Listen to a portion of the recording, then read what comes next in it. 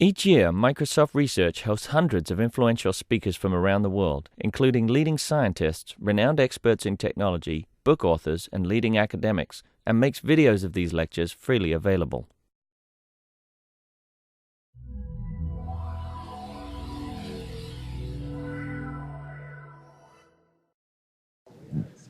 Hi. Ooh, my goodness. Hello. Thanks for coming. Welcome to the first colloquium of the spring. From now on, they're going to be every 2 weeks. So those of you who are here know that, and those of you who aren't, please feel free to keep on coming back. We've got a great range of speakers lined up. Some other social media-ish things coming up, but also lots of good stuff that's not social media. Today we have Jean Burgess from Queensland University of Technology in Brisbane, Australia, who's going to talk about platforms, practices, and politics. The 3 Ps. Oh, thanks. Short but sweet. Thank you, everyone, for coming late in the afternoon. I'm sure you're as excited as I am that spring is here. Almost as exciting as this seminar, I think. So, first of all, a few disclaimers, as is traditional. Somewhat ambitiously have titled my slide, and I note towards an open history of social media, towards. So notes towards or speculations towards, something like that. But of course, as many of you know, I am not in fact a historian. What I am is a person trained in media, communication and cultural studies. I would say my intellectual formation is primarily in cultural studies and the British cultural studies tradition, which means that I have in fact throughout my career been engaged in thinking about history, but in terms of thinking about objects, formations, and what they tell us about where we are in history. So objects for me like music scenes, like social media platforms, like the iPhone, and a bunch of other stuff in between. But if you look for social media history on the internet using a search engine of your choice, what you'll find is what I like to think of as toaster museums. You'll see an endless procession in chronological order of gadgets and gizmos, usually starting with, funnily enough, some of them start with phone freaking as the first example of social media. So reinscribing onto the history of technological devices whatever desires we want to write onto social media in the present. So I'm not doing that either today. For me, the term social media becomes interesting when it becomes a trope, a dominant way of thinking about how we connect to each other, how we represent ourselves, how we engage with the media sphere, that cuts across a whole bunch of technologies and forms and practices. And in keeping with this kind of cultural studies approach to thinking about cultural objects, cultural formations as a starting point to understand history. For the last few years, I guess, I've been working within and alongside in popular culture what I've started to think about as a platform paradigm. So I need to just say a few disclaimery words about this as well, because it can too often appear as if you are in fact doing what some people pejoratively call toaster studies, right? And so you say, I'm studying YouTube. And in fact, with Joshua Green, I wrote the first book on YouTube from this kind of platform perspective. You say that and people think that you're just studying technology as if technology is just something outside of media and culture and history and everyday life and meaning. And that's not at all how I mean it. I see platforms as an articulation among all of those things, and therefore as a really interesting starting point to understand where we are in the history of media and culture and everyday life. And many of you will know this work by Tarleton Gillespie on the politics of platforms as well, which is something that I've been very inspired by. And what he does is to very carefully unpack the various meanings of the term platform, which of course has become a dominant term in the technology literature, in popular culture for things like YouTube and Twitter and Facebook. And to think about all the way different meanings of this term and the way it's deployed for different audiences simultaneously. Almost like what in Australian politics is called dog whistling. right? So you're saying one thing to one constituency while just giving enough away to show that you're really also addressing another constituency. So in the case of Web 2.0 or social media platforms, you're saying this is a platform in the architectural sense for anybody to stand up and speak, to represent themselves, while you're also saying it's a platform for developers to build upon, while you're also saying it's a platform for the advertising industry. And all of those things are true in different ways, but crucially they can be withdrawn at any time. So there's a whole bunch of promises out there in terms of the affordances of platforms and their democratic potential, but these potentials can be withdrawn at any time. So that's all the disclaimer stuff over, and hopefully situates this talk a little bit in where I'm coming from. So having done a quick look through the news, the history of the news and references to the term social media, it was a kind of a minority term really deployed by people coming out of alternative media and community media for a while, started to be used in the tech and business sphere around blogs in the mid-2000s. But really, where it becomes a kind of catch-all phrase is where we see the rise of major, dominant, monolithic platforms, at least in North America, Europe, Australia, etc., like Facebook and especially Twitter. Because what we see with Twitter, I think, is a convergence of what we used to call SNSs, social networking sites or social networking services, with what we used to call user-generated content. And at the beginning of my career, there were tremendous arguments in my field about user-generated content, about amateur creativity, the democratic potential of these kinds of platforms. And I think what we see with Twitter is a real convergence of social networking activity, interpersonal communication, everyday communication, with media consumption, with mainstream media uses of these platforms. So things, I think, start to get really interesting and actually really quite mainstream due to the convergence or the articulation between news values, major world events like natural disasters, so-called revolutions, and riots. And latterly, just in the last year or so, an extreme acceleration in the big social data market. So debates, discussions, and the politics of social media platforms are no longer even about what happens on them or how they relate to broader issues of media power and so on, but to do with the exploitation of user data in a range of different ways, including computational social science, which many of us are quite familiar with, and also marketing. So this is where the term social media comes in for me. So I'm not doing really an etymology of that term, a genealogy of that term, but this is my starting point, okay? So what do I mean by open history then?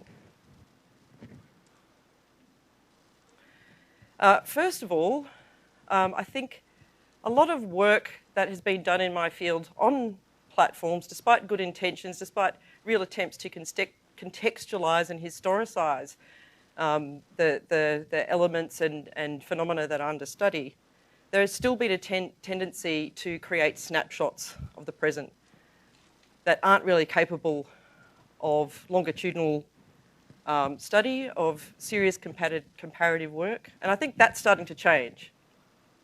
So in my own work on Twitter, for example, we're starting to really investigate how patterns of, for example, key actors in crisis situations on Twitter, how those patterns are changing, how different roles and responsibilities are shifting over time. And there's plenty of recent work taking advantage of the fact that these platforms have been around for 5 to 10 years. For example, recent work, I forget the name now, or people looking at the change in users' privacy practices in relation to Facebook's privacy settings changing.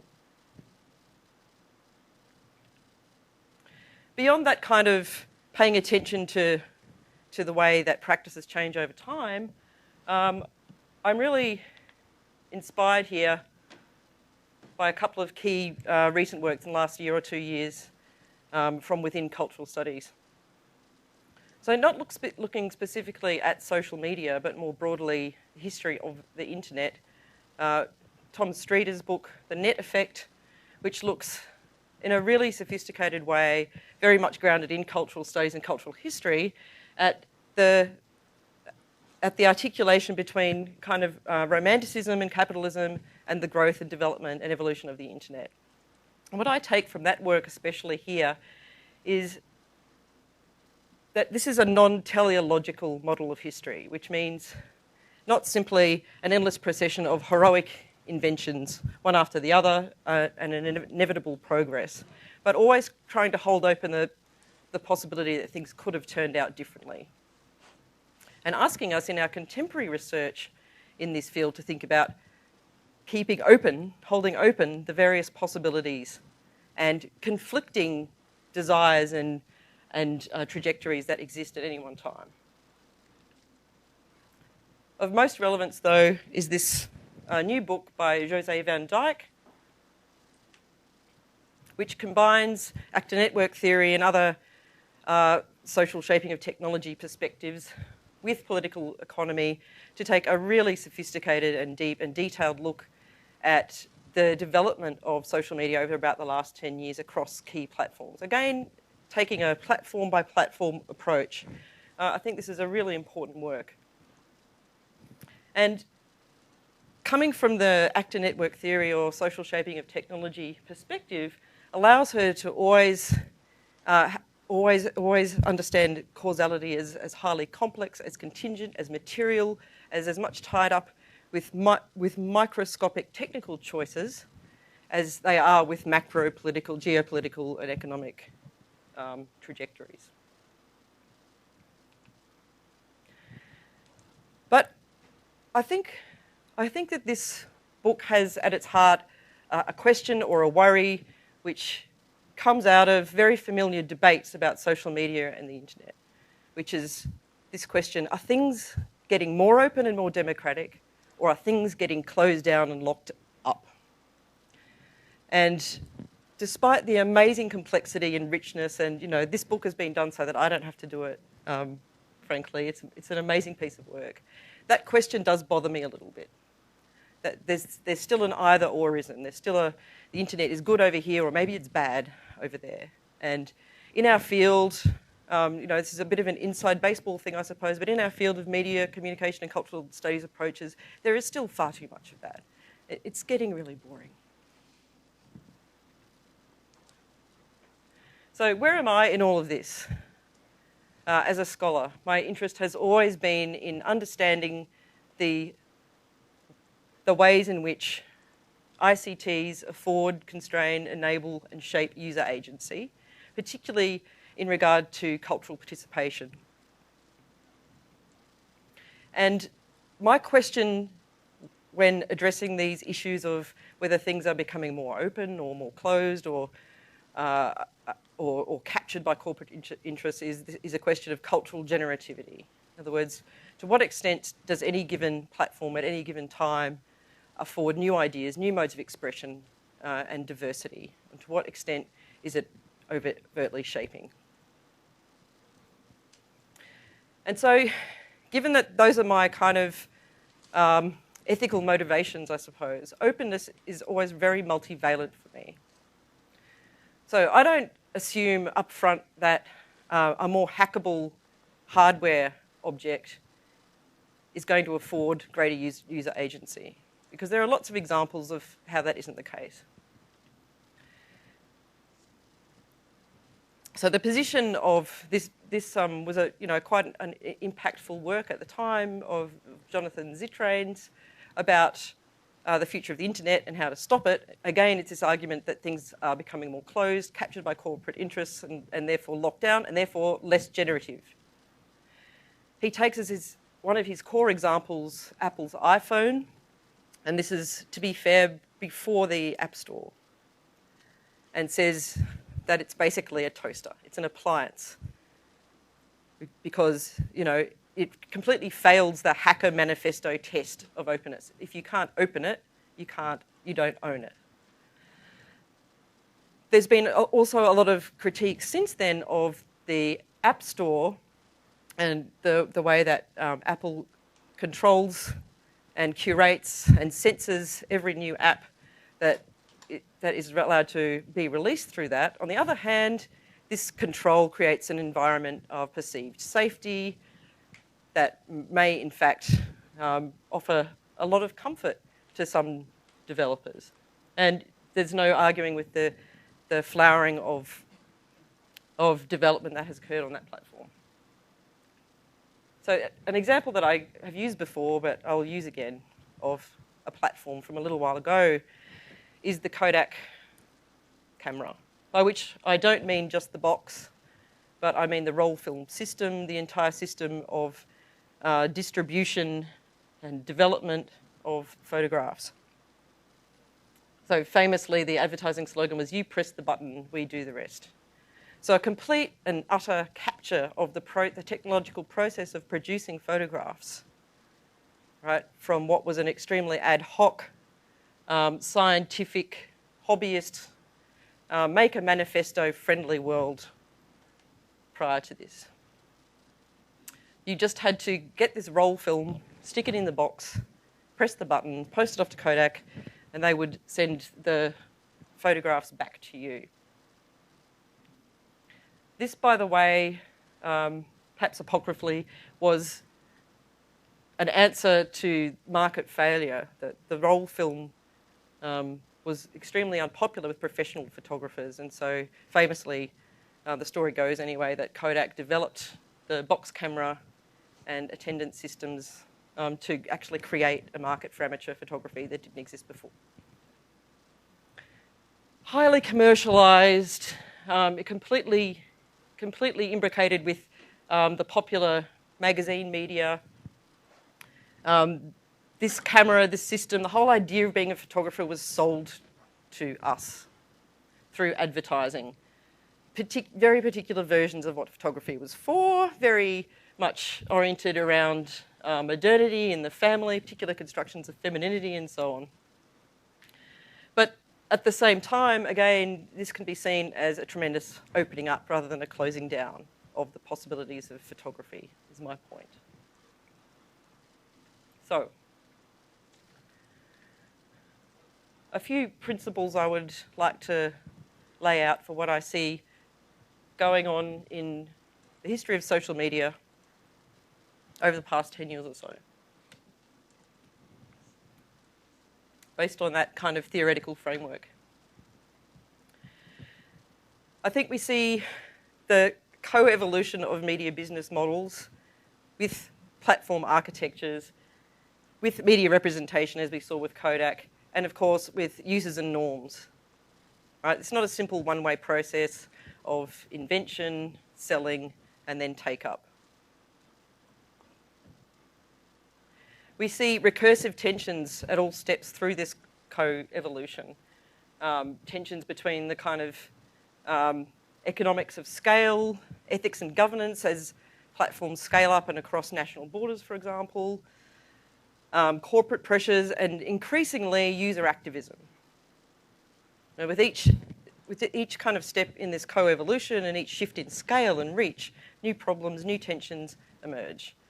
But I want to suggest that these tensions, these frictions, these competing understandings of what technology is for are what, in fact, drive the ongoing evolution and innovation in this system forward. So I'm going to have a quick whiz through two platforms. Some of my work on YouTube since 2005, and then something about Twitter, and then I'm going to finish up. There's no Facebook because I should have put this on the disclaimer slide. I actually don't really use Facebook because I threw a public tantrum about its privacy settings a long time ago. It got printed in the paper. It's so public that I'm going to have to really think about how to sneak back on if I'm ever going to use it enough to study it properly. So there you go. So be careful with your online tantrums. Okay, so 2005 is the year that that YouTube's domain was registered, that the first instance versions of its site were up, that people started using it. Its tagline at that time was your online video repository, which is not that catchy, but pretty descriptive and actually pretty indicative of how they were thinking about it. Right? It was just really just another online widget for sharing video at a time where it was pretty difficult and laborious for individual users to transcode, upload, and publish video. Like, it was really non-trivial. There were plenty of other competing products, services. This was theirs. And not many people know this, or like I keep talking about it in talks, so I guess more people know about it every time I talk. But the guys actually imagined that YouTube would be kind of like a video dating site. So you can see in the first version of this is the first version of the web page available on the Wayback Machine. Up the top there, you're invited to provide a username and a password, and then say, I'm a male or female seeking everyone, or males or females between the ages of... And the idea is that you would basically upload videos of yourself and people would judge whether you were hot or not. And since the Viacom lawsuit, so much internal emails have become available that you can see that this is actually, you know, a serious contender for the business model of the site for a little while. Very first video on YouTube is Jawed Karim, one of the initial co-founders, who, very much in line with the dating site idea, is standing in front of the elephant enclosure at the San Diego Zoo, saying, elephants have really, really big trunks. And that's the end of the video. So I show this not to kind of mock these guys, but to demonstrate how completely underdetermined YouTube was. So when I say YouTube to you, or I say Twitter to you, I don't mean the technology at that stage or this stage of its advancement. I mean the entire formation of user practices, of content, of the way it's represented in the media. Because whatever YouTube is now, it hasn't become that simply through decisions made within the company. It's become that through the collective practices of thousands and millions of users and media companies and now governments. So moving along, we see the tagline up the top has shifted to upload, tag and share your videos worldwide. So starting to get a sense that this is a site that maybe is going to be the site for online video, for user-created content and networking around that content. 2006, as we all know, YouTube has become the online video sharing platform, really. Consistently in the top 10 websites. By then, already bought by Google for a couple of $1 billion in Google stock, with millions of videos uploaded, and you know, with the most popular videos having millions of views, which was you know, really quite shocking, quite disruptive to some of the thinking around the media industry at the time, exceeding the reach of a lot of popular commercial television, even at the time. And all of this activity, the number of different users and communities flocking to the site are starting to produce new genres, new media genres, new ways of reaching audiences, and new business models built around that content. Again, not pre-programmed centrally in YouTube Inc. somewhere. Fast forward to 2007, where Josh and I really started studying this thing seriously. And the broadcast yourself tagline has started to appear up the top. Increasingly, users are being addressed as audiences for other people's content, and not only, I forgot to mention back here, that that there was a lot of recruitment of users going on through giving away a free iPod to people who uploaded a certain amount of content. And actually, at one stage, I can't imagine how they actually managed this in the advertising material, but they were actually explicitly seeking hot babes to upload videos because there weren't enough hot babe videos, apparently.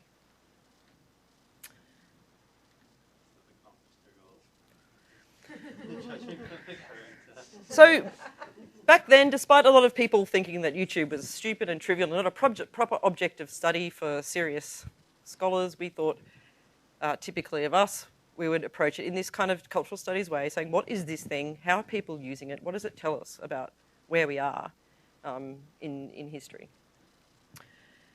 And we started with a simple question, which was, really, how are people using it? There were a lot of debates flying around about YouTube being good and evil and causing cyberbullying and narcissism, and this sounds familiar, right?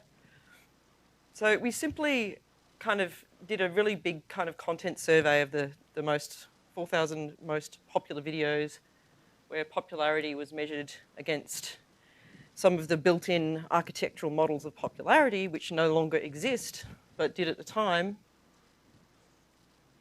Some books came out of that. And what we found was that there were kind of two nascent YouTubes tussling. And luckily, that insight has proven true, and it really has had some legs as we went forward. About half the content was originally sourced from traditional media sources, a distinction which made sense at that time, but doesn't now either. And the other half was recognisably user-generated content. Video blogs, cat videos, silly stunts, stuff of that nature. But most of the content at that time was being uploaded via channels who were identified as ordinary users, so not companies, not organisations. And what we see moving through the rest of YouTube's history up to now, I think, is this tussle between these two YouTubes is ongoing.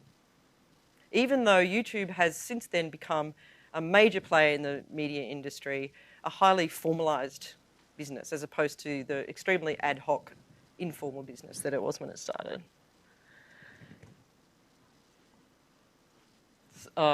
This slide.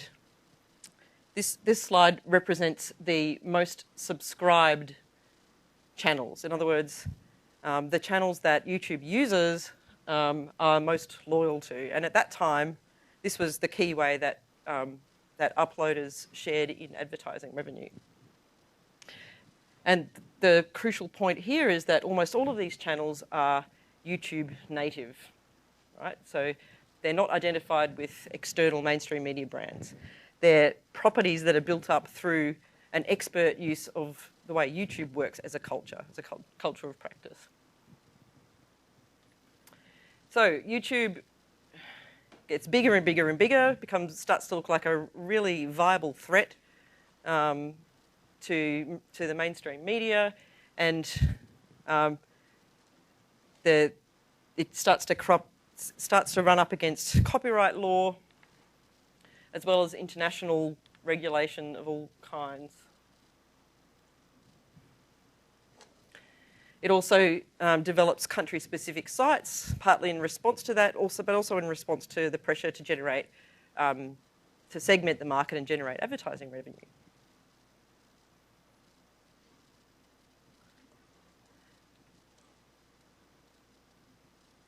So we get to the point now, 2011, where we're starting to try to develop a second edition of YouTube.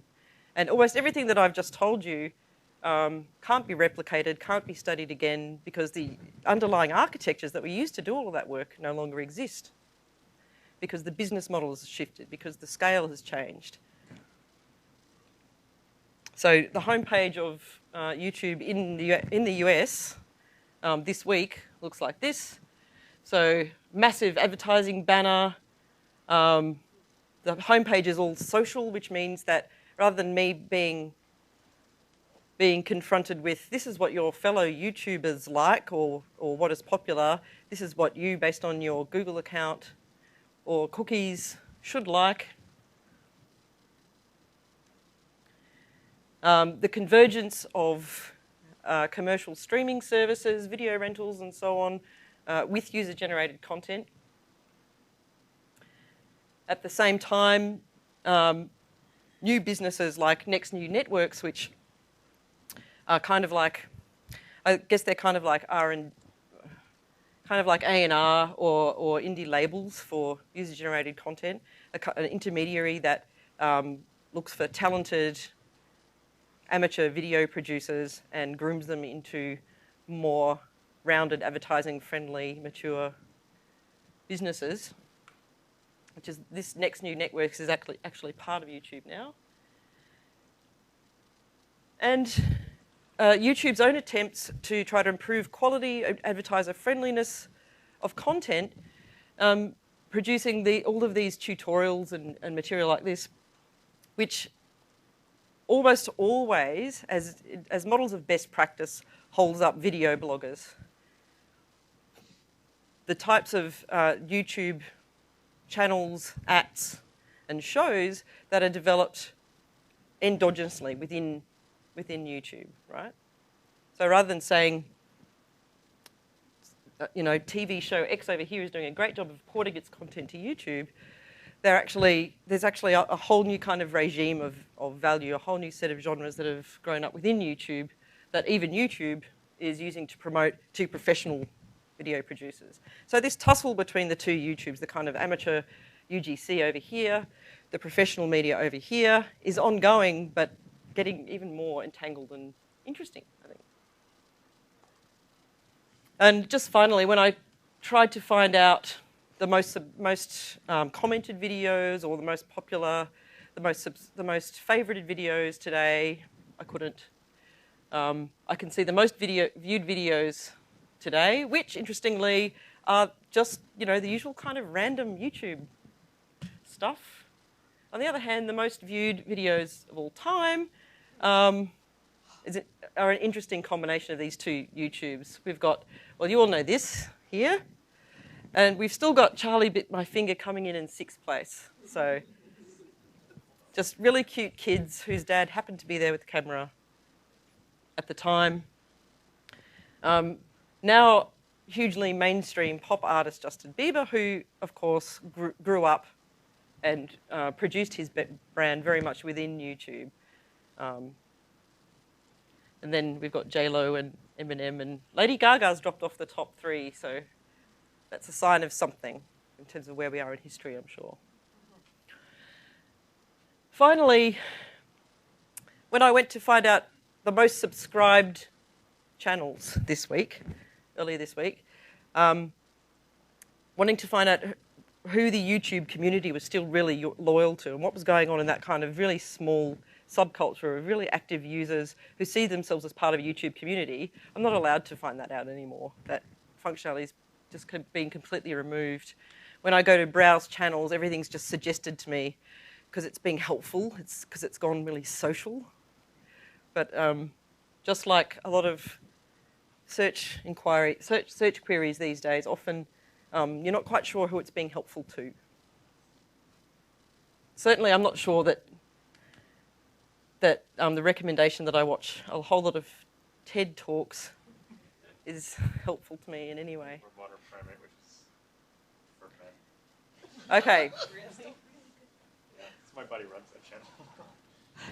So just a very quick zoom through one particular slice of looking at the Twitter platform, which is the way that the taglines, the invitation to users, the strongest indication that we have of what a social media platform wants us to do with the thing, how that's shifted. So back in 2006, 2007, Twitter asks, what are you doing? The idea is very short, SMS-like burst of life updates. I'm eating my lunch.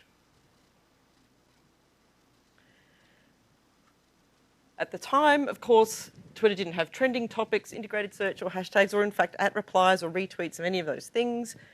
As many of you will know, there were many competing ideas around for how we might better organise Twitter as it grew, because the stream was getting just too hard to handle. We wanted more coordination.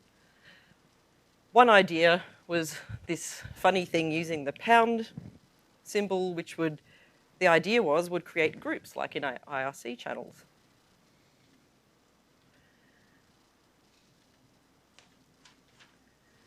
We then see, mainly through the lobbying of Chris Messina and a powerful group of digerati clustered around him, we see the hashtag take off, become kind of soft, integrated into the platform, and then become very, very embedded. But not without contestation, not without competing alternatives the whole step of the way.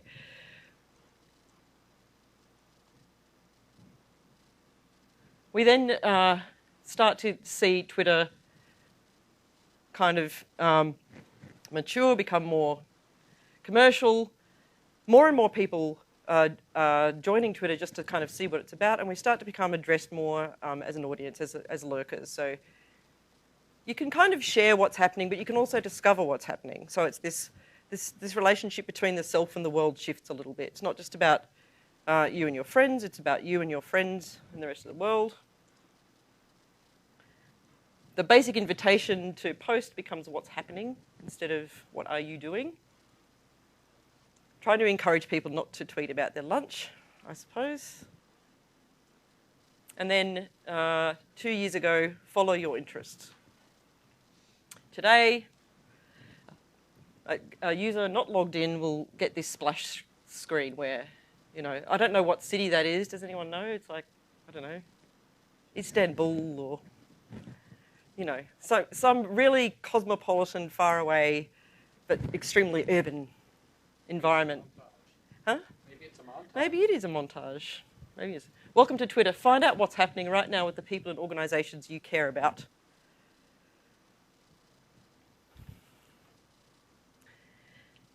At the same time, Twitter, again, is more and more like a formalised media company.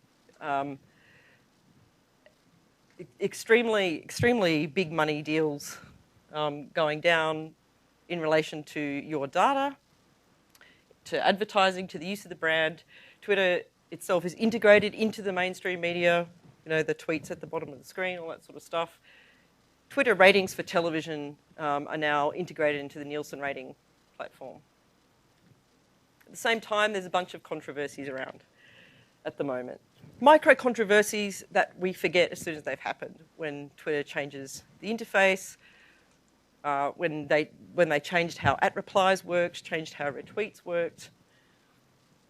API rule changes, which are of less obvious to the user community and often to the mainstream media, but of great interest to the developer ecosystem that sprung up around Twitter, developing almost everything apart from the very basic functionality of the platform.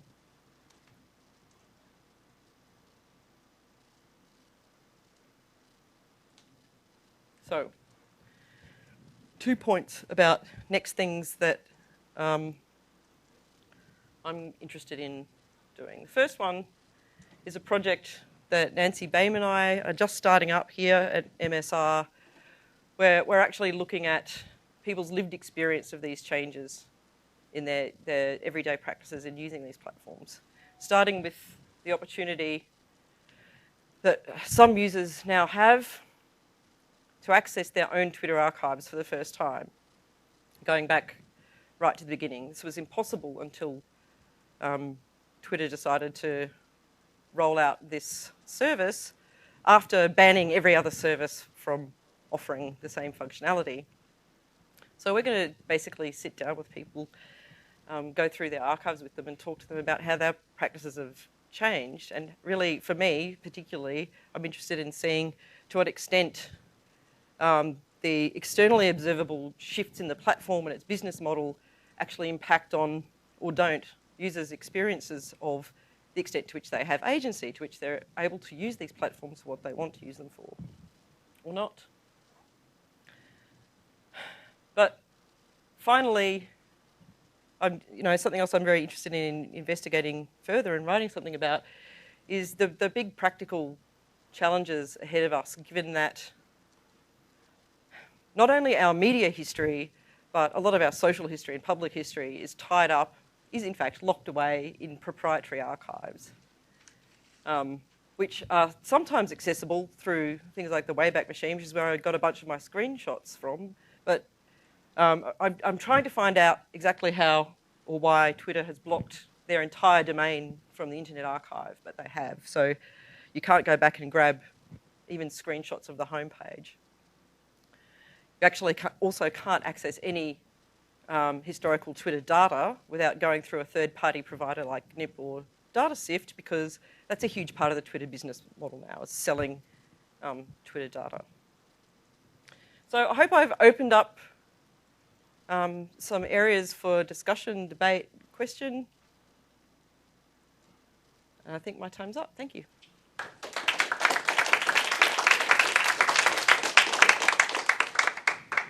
We have about 10 minutes for questions. If people have questions or comments. I guess, so from like a historical sense, okay, you might study sort of old history with the hope of sort of understanding how things happened and just, okay. But you know, if you study like, you know, modern African history, you're studying almost with the explicit purpose of figuring out, you know, something prescriptive to somehow inform like modern political decisions in this sort of thing, I would argue, rather than simply to document what's happened.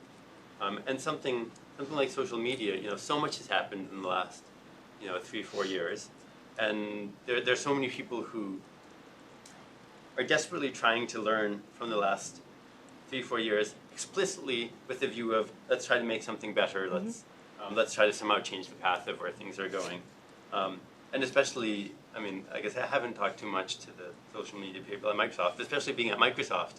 I mean, you're here for a reason in some sense, and you know, I'm sure Microsoft is hoping to get some, but yeah, I don't know. So if I guess a concrete question, are you thinking about this from a prescriptive standpoint?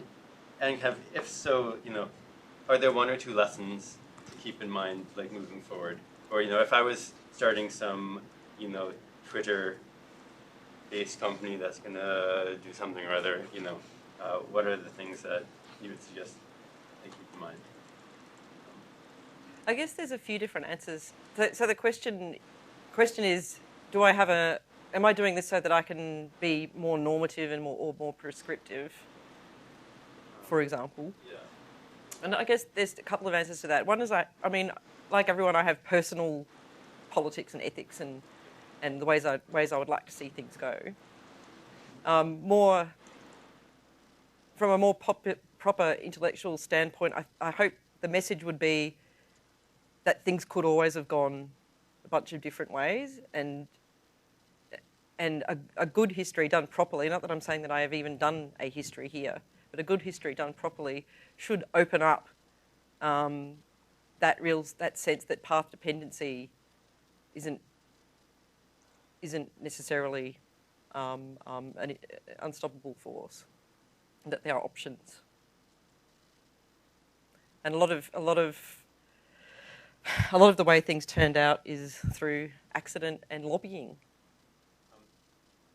That's certainly the case, although with everything, there are always lessons that have been learned, and these lessons are things that one should keep in mind, you know, moving forward. But I mean, in a really practical day-to-day sense, in terms of, like, for example, if you wanted to build something and you wanted to work with me, then there's lots of kind of microscopic, concrete instances where you could point to, well, actually, that didn't turn out quite the way you're saying it will in this other instance, and you know.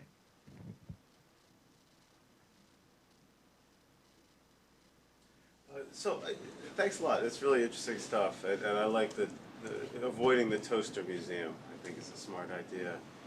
My question is, I keep thinking about social media and these words platform and social network and online communities, and thinking back to how we used to talk about the internet and cyberspace and virtual worlds and immersive environments, and I guess one of the things I'm wondering is, given we have this word social media, as if something new is happening. Yeah. What's new? You know, I guess, or how should we? I mean, I always wonder: is it where to dive in is a really interesting question to Yeah. me, it seems to me. Because so part of the question is say, well, just what everybody else calls social media, we'll call that social media. But then the other way to look at it is say, well, what makes it social, right? It used to be Web 2.0 a little while ago, and now it's social, and it could easily be that the important word's going to change again. But is there something new about the social that you see? I mean, is there some? And I get, say if I were to say what one of the things I think of it as, that there was an era of content, and now there's an era of platform. Yeah. That there was produce and consume content versus platforms for participation, and that would be a way I would think about the difference. But it starts to fall apart pretty quick, actually, that particular model. And so that's what I'm wondering is sort of how you think about, I guess, is there a shift with the social media moment? And if so, how do you describe that shift? First of all, I hope I've avoided arguing there's anything new, that there's a break or anything like that. That's why I very carefully use the term paradigm when I'm talking about my approach. I would like to argue that there's a break. So if you want to say Okay. there's not a break, that'd be interesting to me too. I think there's paradigms, Okay. right? So of course there's a break that everyone used to talk about user-created content and participatory culture. My PhD is full of these arguments. The term social media maybe appears there somewhere because someone at Yahoo mentioned it at a conference somewhere or whatever. But it's not just a matter of terminology. These paradigms kind of congeal different academic approaches, different business models, and whatever the dominant discourse is. Having said that, I spent quite a long time grumpily going, oh, what kind of media is there that wasn't social and stuff? But then eventually you give up because you want to talk and make yourself understood in a lot of other contexts. So I don't know if that answers your question. So you would say that one way to answer it is that the social media is just a new way of looking at media. It's not as if media itself is changing. Is that a fair characterization? No, I think things are always changing. Things are always changing. I think I made the point that what I see with the ascendancy of the term social media alongside the focus on these kind of monolithic platforms is a convergence between user-generated content, everyday communication, and the distributive and connecting networks we thought of as social networking sites within these big companies. So yeah, I guess there is a shift. Yeah. It's interesting. You were talking about YouTube, and you were saying like it had been socialized. I was looking at the social through. You were talking about how when you were looking at things, it had been socialized in the sense that it was pulling in stuff from your social graph, not just the overarching. Oh, design. yeah. Do you see what I'm saying?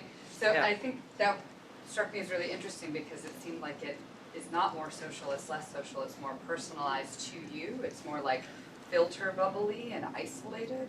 And so I guess if that is the case, do you think that is kind of what's happening? You can't see what's going on in the larger site culture. Where does that culture Yeah, live? Is it but I mean, bubbles, and what are the implications of Yeah. that? I mean, but they've done this for the very good reason that there has been a shift in the user base, so that the proportion of people who want to upload stuff and see themselves as a YouTuber or a vlogger or whatever is so tiny relative to the rest of the YouTube audience that they've audience-ified the entire site experience to match. So I think there is as all of these platforms have scaled up and become mass popularized and really mainstreamed, there is a re-audientification. And so that's another reason I think from that shift away from the focus on user-generated content and amateur creativity and so on is scale. So that makes it more of an audience platform as opposed to a community platform? Well, no, all that stuff's still there. So you have to be careful about not introducing a kind of a viewfinder problem, because all those video bloggers and YouTube communities and stuff are all still there. It's just doesn't come through in kind of the mainstream view of the site. It's not what YouTube is about for most users anymore. So you talk about the viewfinder problem. And I'm sure you've thought about the word medium vastly more than I have. But that's your viewfinder, right? it's social media. I have a colleague who will not use that phrase. He talks about social networks because he wants to place the viewfinder of the Yes. structure of what he wouldn't call the audience, because they're not an audience in his view. So I don't know to what extent you're burdened by following social media and what baggage you bring from the commercial world of media and the medium as essentially between a producer and a consumer in a world which is not much more about two-way traffic. I think that's a really good point. I think if I was studying Facebook seriously in this way, I'd run into even more problems, although less so, I think, as again, the convergence of mainstream PR communication, for example, with Facebook, which, you know, again, originally was very much focused around interpersonal communication and social networks. I think that keeping social networks over here and media over here anymore is not very feasible in any of these platforms, which is why social media is not a bad buzzword if you have to have one. It just reminds me of something someone in the PR world mentioned, is that in the old world, in the pre-network world, the PR agency created the stunt and the press reported it. And now the consumers create the stunt, the media, the social media publicize it, and the conventional media report it. So Yeah. the agency has democratized. Or in the case of something like Red Bull, they create the media and just skip the whole rest of the process.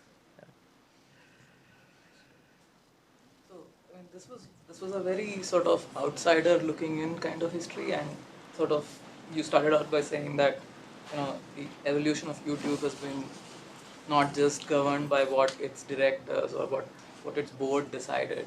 But one of the things you kind of mentioned in passing was that the Viacom case, a lot of YouTube emails were released, and I presume you got to look at some of them. So I was wondering if you could talk a little bit about what kinds of decisions were made within YouTube in response to that whole, Yeah.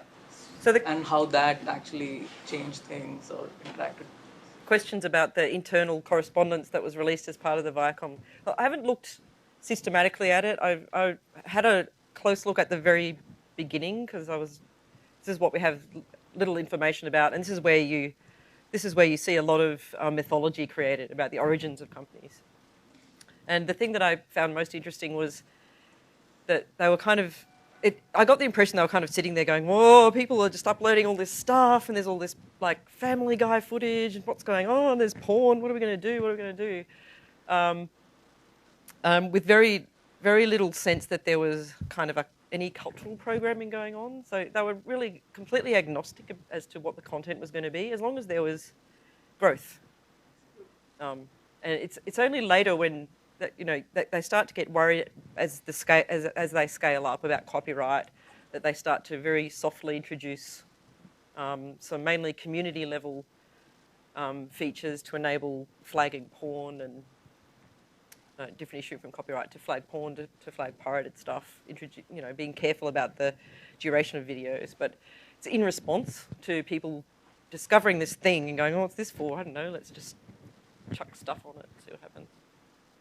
But I would love to spend more time going through those emails.